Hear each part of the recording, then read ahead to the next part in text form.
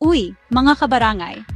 Ngayon, may gusto akong ikwento sa inyo na espesyal at malapit sa puso ko, ang bagong proyekto ni Julia Montes, ang Saving Grace. Kung hindi nyo pa naririnig ito, ang Saving Grace ay ang Philippine adaptation ng Japanese drama na Mother. Pang-sampung international adaptation na ito ng serye. Grabe diba? Si Julia Montes ang gaganap bilang si Ana, isang elementary school teacher na magkakaroon ng malalim na koneksyon sa estudyante niyang inaabuso, si Grace. Sabi ni Montes, si Ana ay isang hindi maintindihang guro na may tinatagong lungkot at bigat sa dibdib. Isang role na talagang nakakonekta siya ng personal at nakatulong pa sa kanyang healing at growth.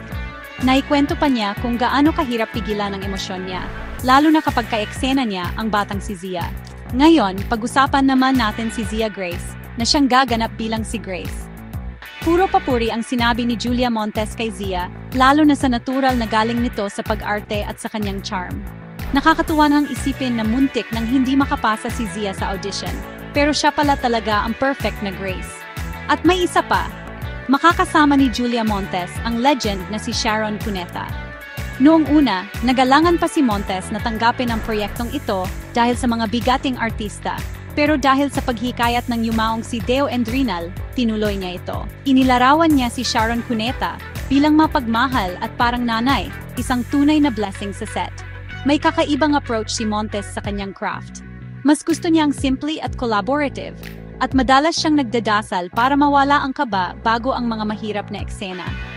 Nakakatuwa rin na nabanggit niya ang kagustuhan niyang gampanan ang role ni Sarah, ang nanay ni Grace na umaabuso sa kanya, para mas maintindihan niya ang ganitong klaseng karakter. Imagine di ba? Nakaka-inspire talaga ang lalim at range na gusto niyang ipakita sa kanyang mga role. Mapapanood ang 2 bagong episode ng Saving Grace tuwing Huwebes sa Prime Video. Ang adaptation na ito ay magandang pagpapakita ng pagpapahalaga ng Pilipino sa pamilya at pagmamahal. Patunay ito na kayang pag-isahin tayo ng mga kwento. Kaya huwag palampasin. Ayan, hanggang dito na lang muna. Huwag kalimutang mag-like, comment at subscribe para sa mga update. Kita-kits sa susunod.